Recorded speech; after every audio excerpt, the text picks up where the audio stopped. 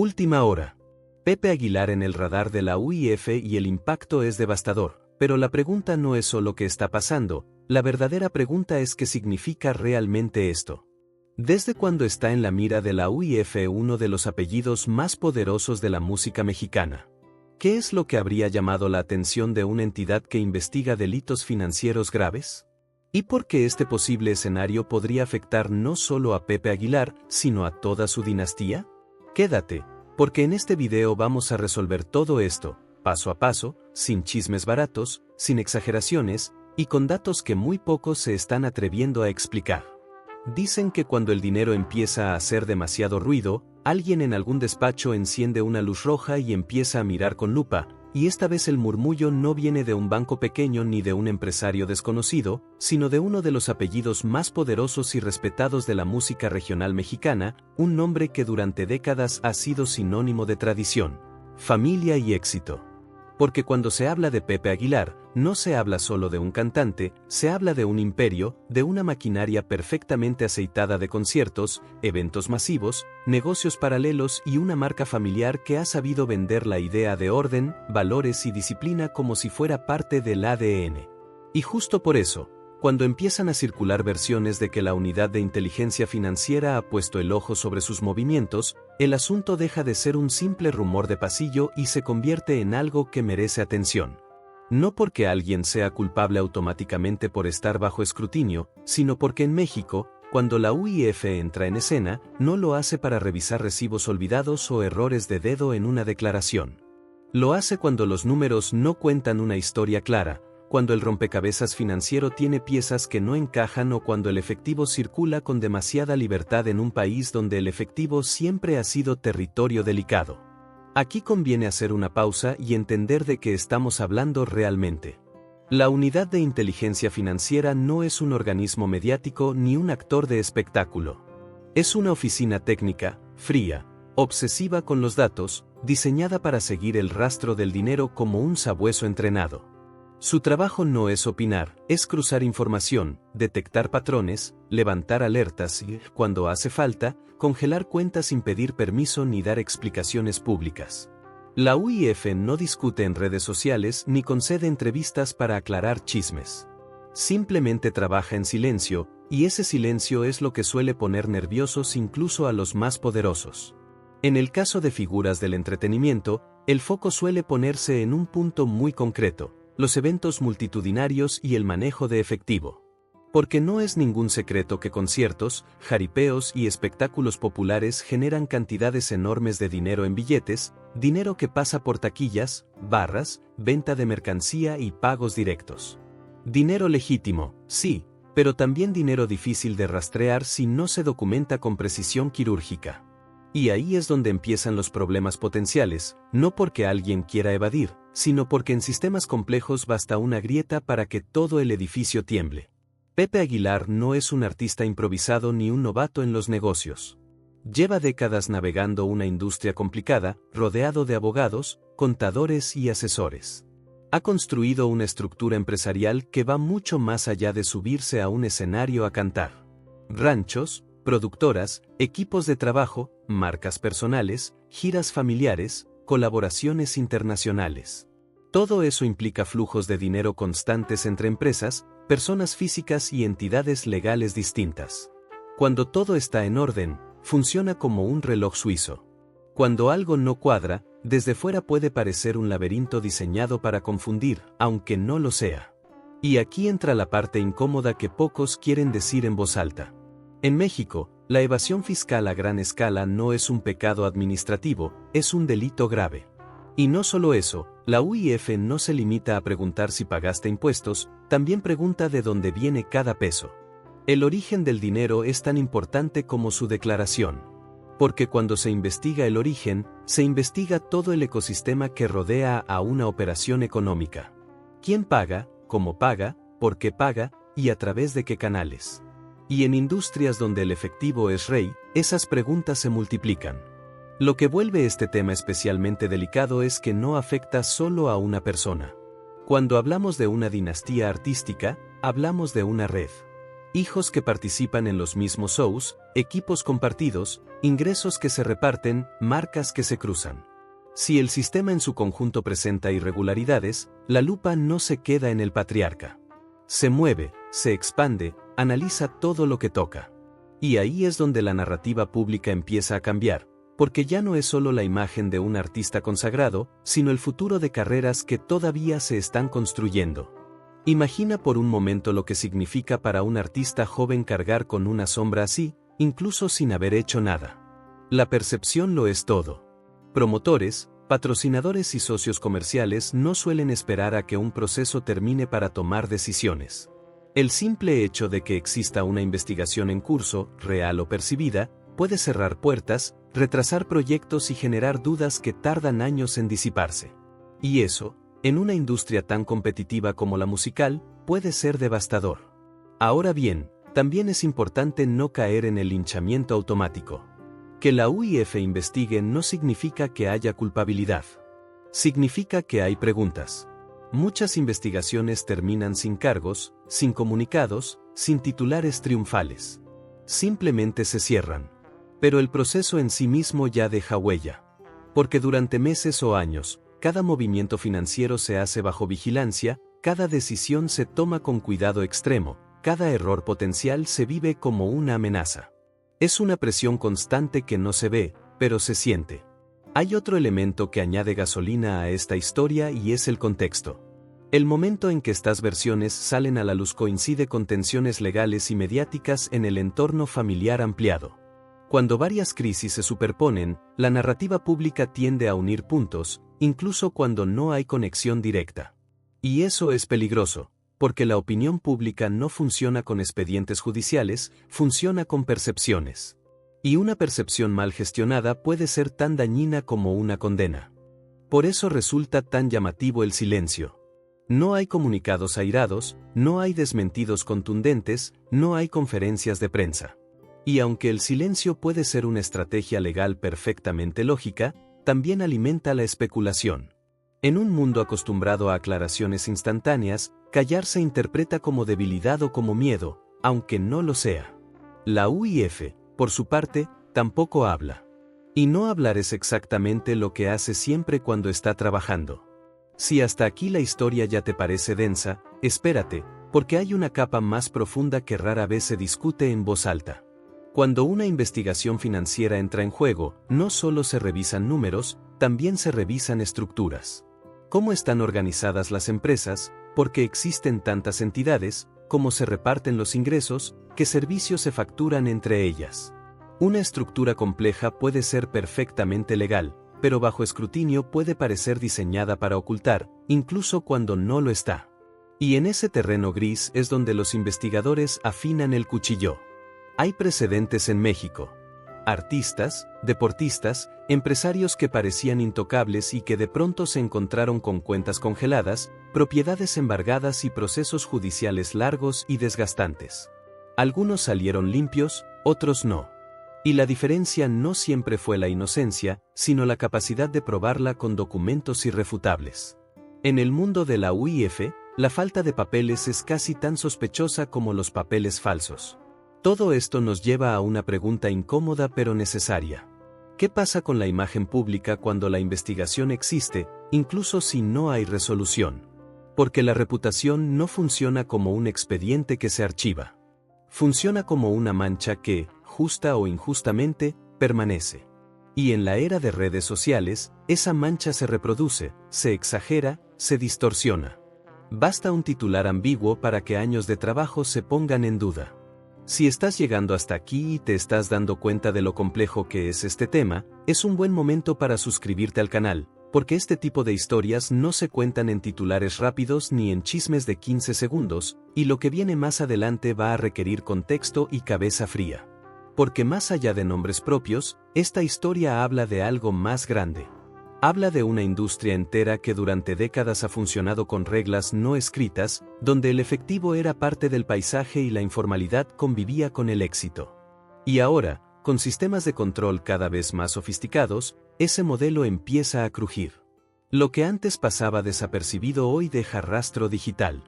Lo que antes se resolvía con confianza hoy se resuelve con auditorías. Si la UIF realmente está mirando de cerca este caso, el impacto puede ir más allá de una sola familia.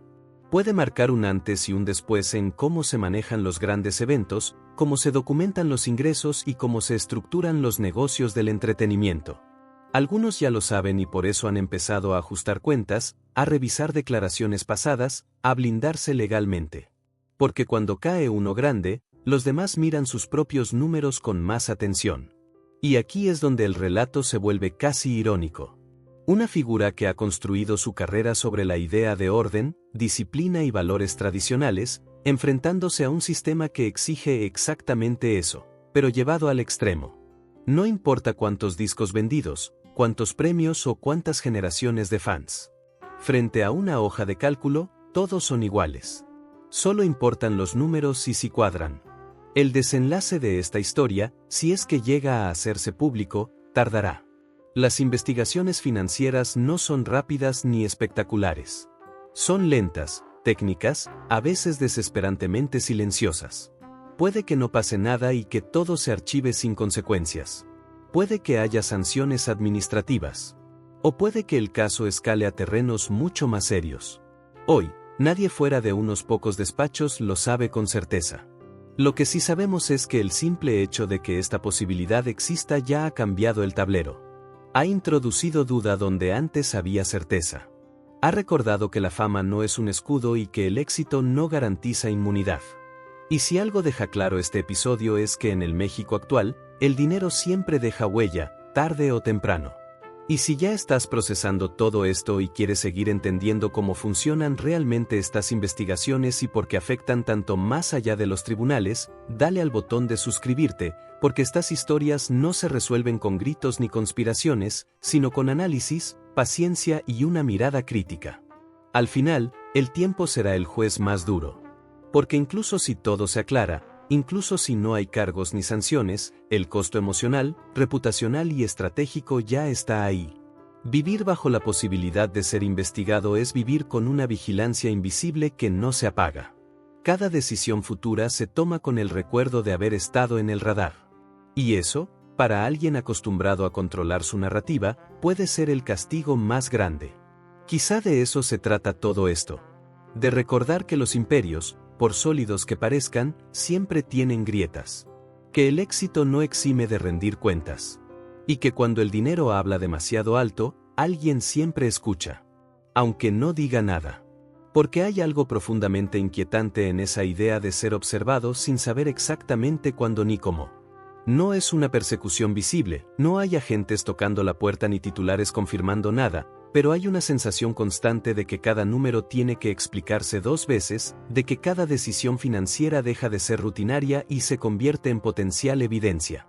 Es como vivir en una casa de cristal sin saber quién está mirando desde afuera ni qué parte del interior le llama más la atención. Y eso, para alguien que ha pasado toda su vida controlando escenarios, luces y cámaras, debe sentirse como perder el control del guión por primera vez. El escrutinio financiero no funciona como el escrutinio mediático. La prensa se mueve por declaraciones, gestos, silencios. La UIF se mueve por patrones, por inconsistencias microscópicas que para cualquiera pasarían desapercibidas. Un depósito que no coincide con la fecha de un evento, una diferencia mínima entre lo reportado y lo observado, un flujo de efectivo que se repite con demasiada regularidad. Nada de eso prueba un delito por sí solo, pero todo suma. Y cuando suma lo suficiente, se convierte en una pregunta formal que exige respuestas formales, no explicaciones de sobremesa. En ese contexto, la palabra normalidad pierde sentido. Porque nada es normal cuando sabes que cualquier error del pasado puede ser reinterpretado bajo una lupa mucho más severa. Una práctica que durante años fue estándar en la industria puede verse hoy como una debilidad de control interno. Un descuido administrativo puede leerse como negligencia. Y una estructura pensada para eficiencia puede ser interpretada como opacidad. No importa cuál haya sido la intención original, importa cómo se ve ahora, bajo reglas que han cambiado y expectativas que son mucho más estrictas. También está el factor humano, del que poco se habla cuando se analizan estas historias. Detrás de las empresas, las marcas y los números hay personas que toman decisiones, que confían en asesores, que delegan tareas. Nadie revisa cada factura, cada contrato, cada comprobante con la misma obsesión que un investigador financiero entrenado para desconfiar de todo. Y ahí aparece una paradoja incómoda. Cuanto más grande es el imperio, más dependes de otros para que todo funcione bien, y menos control real tienes sobre cada detalle. Pero cuando algo falla, la responsabilidad no se diluye, se concentra en la cabeza visible. Por eso el miedo no suele ser a lo que se hizo mal de manera consciente, sino a lo que pudo haberse hecho mal sin saberlo. A ese error enterrado en el pasado que parecía insignificante en su momento y que hoy, con nuevas reglas y nuevos ojos, adquiere un peso desproporcionado. A esa factura mal clasificada, a ese pago en efectivo que no se documentó con el rigor que hoy se exige. Son fantasmas administrativos que regresan cuando menos los esperas. Y hay otra dimensión que rara vez se menciona, pero que pesa mucho. La moral pública. En un país donde la evasión fiscal se percibe como una traición colectiva, donde se asocia con privilegio y abuso, la sola sospecha ya coloca a alguien en una posición incómoda. No importa cuántos empleos genere, cuántas donaciones haya hecho o cuántas veces haya representado una imagen positiva del país. La narrativa cambia rápido. Pasa del orgullo al reproche con una facilidad sorprendente. Y revertir eso es casi imposible, incluso con absoluciones y carpetas cerradas. La ironía es que muchos de los que hoy exigen transparencia absoluta también viven en sistemas donde la informalidad ha sido la norma durante décadas. Pero la vara no es la misma para todos. A los poderosos se les exige más, se les observa más, se les juzga con mayor severidad. Y quizá así deba ser. El problema es que esa exigencia rara vez viene acompañada de comprensión sobre cómo funcionaban las cosas cuando se construyeron estos imperios. No como excusa, sino como contexto. Todo esto convierte la espera en una especie de limbo. No hay fecha de resolución, no hay cronograma público, no hay certezas. Solo la necesidad constante de estar preparado para cualquier escenario. Preparado para cooperar, para explicar, para justificar. Preparado para defender no solo números, sino una narrativa completa de vida y trabajo. Porque cuando se cuestionan las finanzas, se cuestiona todo. El origen del éxito, la legitimidad del crecimiento, la honestidad del discurso. Y mientras tanto, el mundo sigue mirando. Cada gesto, cada publicación, cada silencio se interpreta. Si hablas, ¿por qué hablas? Si no hablas, ¿por qué no hablas? Es un juego imposible de ganar. La única salida racional es el tiempo, pero el tiempo no siempre cura, a veces solo alarga la incertidumbre. Y en ese alargamiento es donde se produce el verdadero desgaste. Quizá por eso estas historias fascinan tanto. Porque no son solo sobre dinero o leyes, son sobre poder, control y vulnerabilidad. Sobre cómo incluso las figuras más sólidas pueden verse reducidas a expedientes, a números que deben cuadrar. Sobre cómo la fama no protege del todo y a veces incluso atrae una atención que de otro modo no existiría. Y sobre cómo, al final, todos estamos sujetos a sistemas que funcionan con una lógica propia, ajena a la épica personal y a los relatos de éxito. No hay moraleja sencilla ni conclusión cómoda aquí. Solo la constatación de que el escrutinio, una vez iniciado, cambia para siempre la manera en que se vive el éxito. Porque a partir de ese momento, nada vuelve a ser inocente. Cada peso tiene historia, cada decisión tiene eco, cada silencio tiene significado. Y esa conciencia permanente es algo que no se puede apagar, ni siquiera cuando no hay nada que ocultar. Tal vez esa sea la lección más dura de todas. Que en el mundo real, el castigo no siempre es una sentencia o una multa. A veces es la pérdida de la tranquilidad. La certeza de que, pase lo que pase, ya fuiste mirado de otra forma. Y esa mirada, aunque nunca se materialice en una acusación, se queda flotando como una sombra discreta pero persistente, recordando que incluso los imperios más sólidos pueden temblar cuando alguien decide revisar los cimientos con una linterna. Y lo más inquietante de esa sombra persistente es que no distingue entre lo real y lo imaginado. Una vez que existe la posibilidad del escrutinio, la mente empieza a llenar los huecos por sí sola.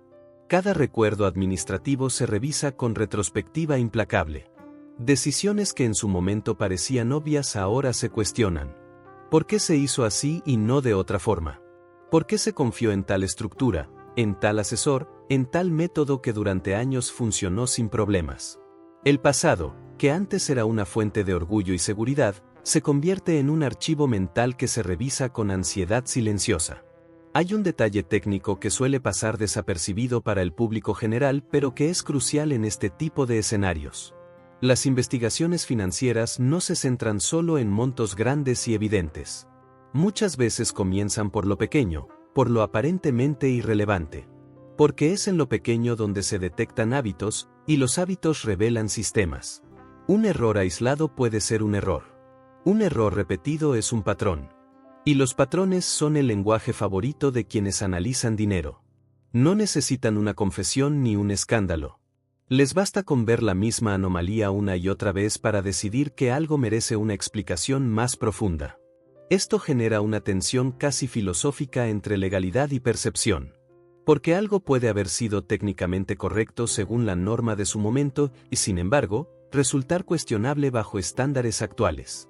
Las leyes cambian, los criterios se endurecen, la tolerancia se reduce. Lo que ayer era aceptable hoy es sospechoso.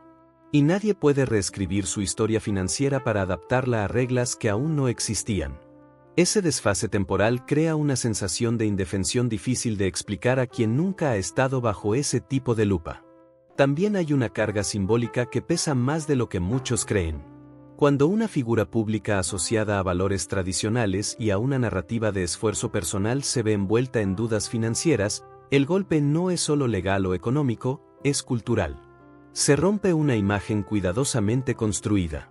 No porque se haya demostrado nada, sino porque la duda misma erosiona la idea de coherencia entre discurso y práctica. Y en sociedades donde las figuras públicas funcionan como referentes morales, esa erosión genera una reacción emocional intensa. Es ahí donde aparece una paradoja cruel. Cuanto más impecable ha sido la imagen pública, mayor es la decepción potencial. A un personaje polémico se le perdonan ciertas sospechas con cinismo resignado. A alguien que ha representado orden y rectitud se le exige perfección absoluta. No hay espacio para matices. No hay comprensión para la complejidad de manejar estructuras enormes en entornos imperfectos. Solo hay un juicio implícito que flota en el ambiente, incluso antes de que cualquier autoridad diga una sola palabra. Desde dentro, la experiencia debe sentirse como caminar sobre hielo delgado. No porque se esté haciendo algo mal en el presente, sino porque cualquier paso puede interpretarse de maneras que escapan al control. La comunicación se vuelve calculada, casi quirúrgica. Cada mensaje público se mide no por su impacto mediático, sino por cómo podría leerse en otro contexto. La espontaneidad se convierte en un riesgo. La naturalidad, en un lujo que ya no se puede permitir del todo. Y mientras tanto, el entorno también cambia. Los colaboradores empiezan a ser más cautelosos, no necesariamente por desconfianza, sino por autoprotección. Nadie quiere verse arrastrado a una narrativa que no controla. Los asesores hablan más bajo, los correos se escriben con mayor formalidad, las reuniones dejan menos margen a la improvisación. Todo se documenta, todo se guarda, todo se respalda. Es un estado de alerta permanente que consume energía, tiempo y foco creativo. Hay quienes dirán que eso es parte del precio del éxito, y no les falta razón. Pero una cosa es lidiar con la presión del mercado o con la crítica artística, y otra muy distinta es sentir que tu vida financiera completa está siendo reinterpretada por ojos ajenos, con criterios que no siempre conoces. Es una presión silenciosa, sin aplausos ni abucheos, pero constante. No se apaga al bajar del escenario ni al cerrar la puerta de casa. Además, existe un elemento de asimetría que suele frustrar profundamente. Quien es investigado no sabe exactamente qué se está mirando, mientras que quien investiga ve todo. Esa desigualdad de información crea una sensación de vulnerabilidad difícil de gestionar. No puedes defenderte de lo que no conoces. No puedes aclarar lo que no se te ha preguntado. Solo puedes esperar y asumir que, en algún punto, si hay algo que explicar, te pedirán explicarlo. Hasta entonces, el silencio es la única opción racional, aunque por fuera se interprete como algo sospechoso. Este estado de espera también altera la relación con el propio éxito. Lo que antes era motivo de celebración se observa ahora con cautela. Cada logro financiero, cada proyecto grande, cada inversión, deja de sentirse como un triunfo puro y empieza a evaluarse también como un potencial foco de atención. No porque lo sea en sí mismo, sino porque todo se mira distinto después de haber estado en el radar. El éxito deja de ser solo éxito y se convierte en algo que hay que justificar constantemente. Y en medio de todo esto, hay una verdad incómoda que rara vez se dice en voz alta. El sistema no necesita demostrar nada para generar consecuencias. Basta con la posibilidad. Basta con que la duda exista para que el entorno reaccione. Esa es la razón por la que incluso investigaciones que no terminan en cargos pueden cambiar carreras, relaciones y decisiones de vida. Porque el impacto no depende únicamente del resultado, sino del proceso. Quizá por eso estas historias resuenan tanto. Porque muestran una faceta del poder que no se ve desde fuera. La fragilidad que existe incluso en la cima. La dependencia absoluta de sistemas impersonales que no se impresionan con fama ni trayectoria.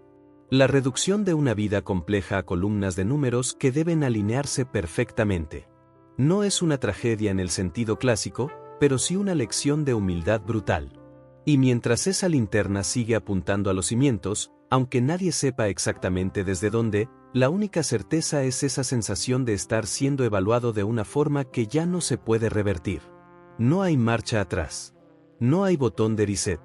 Solo queda seguir adelante con una cautela extrema, con una transparencia casi obsesiva y con la esperanza de que, cuando todo termine, si es que termina, todavía quede algo intacto de aquello que se construyó con tanto esfuerzo.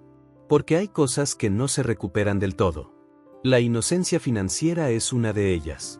Una vez que sabes lo que significa estar bajo observación, nunca vuelves a ver el mundo del dinero de la misma manera. Cada cifra adquiere peso, cada movimiento deja huella, cada decisión tiene una doble lectura. Y esa conciencia permanente, más que cualquier sanción, es la marca invisible que deja el escrutinio. Una marca que no se borra, solo se aprende a llevar. Y aprender a llevar esa marca invisible implica modificar la relación con absolutamente todo lo que rodea al dinero. No solo con los grandes números, sino con los gestos cotidianos que antes pasaban inadvertidos. Una cena de negocios deja de ser una cena y se convierte en un registro. Un pago rutinario se evalúa por su forma antes que por su función. Incluso los consejos bien intencionados de terceros se escuchan con una sospecha nueva, no porque se dude de ellos, sino porque ahora cada sugerencia se filtra por una pregunta silenciosa que nunca antes era necesaria: ¿cómo se vería esto desde fuera? Ese es uno de los efectos más corrosivos del escrutinio financiero. No ataca de frente, no humilla públicamente, no irrumpe con escándalo inmediato. Se infiltra.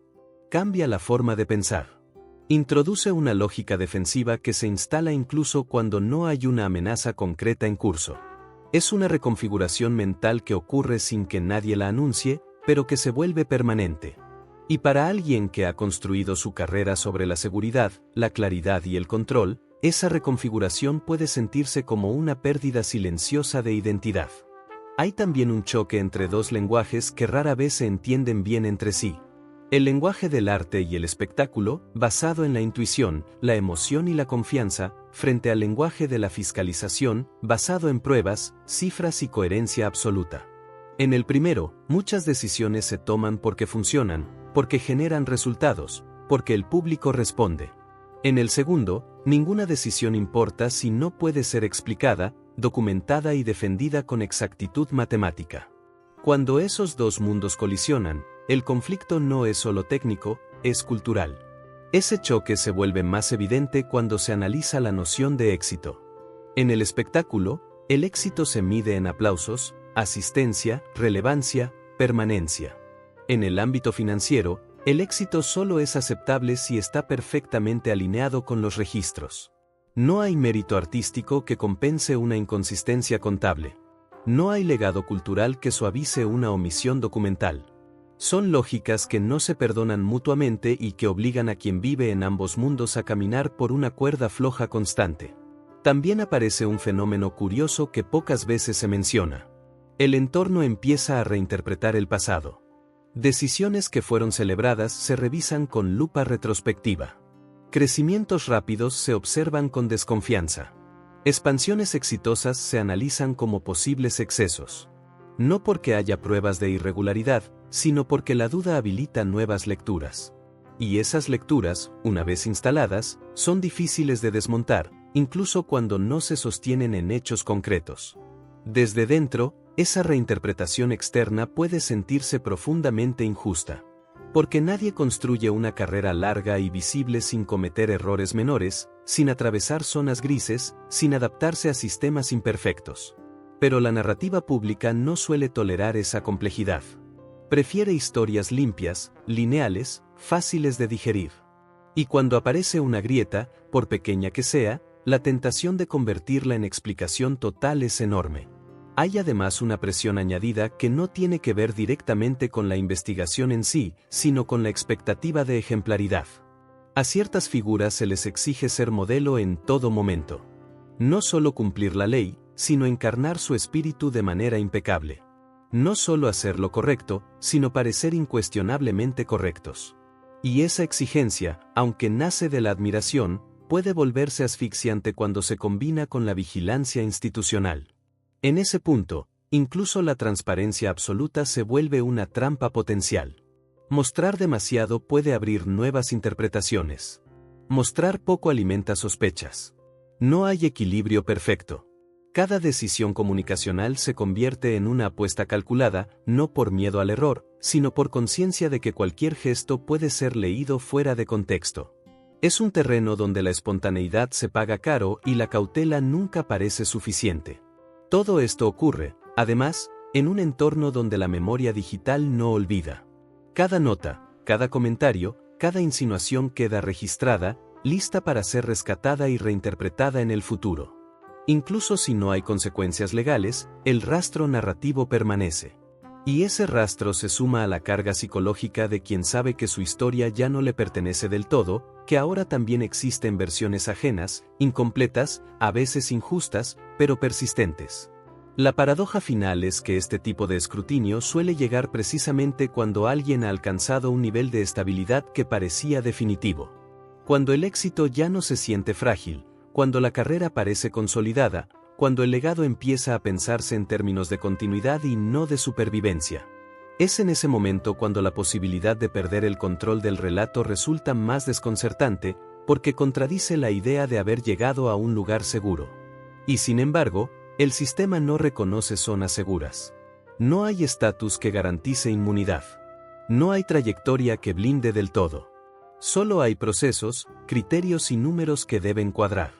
Esa frialdad, que desde fuera puede parecer cruel, es precisamente lo que da legitimidad al mecanismo. Porque si se hicieran excepciones, si la fama alterara las reglas, el sistema perdería sentido. Esa es la lógica implacable que subyace a todo esto. Así, el escrutinio se convierte en una especie de espejo incómodo. Obliga a mirar la propia historia desde una perspectiva que no siempre es amable. A preguntarse no solo si todo se hizo bien, sino si todo puede probarse.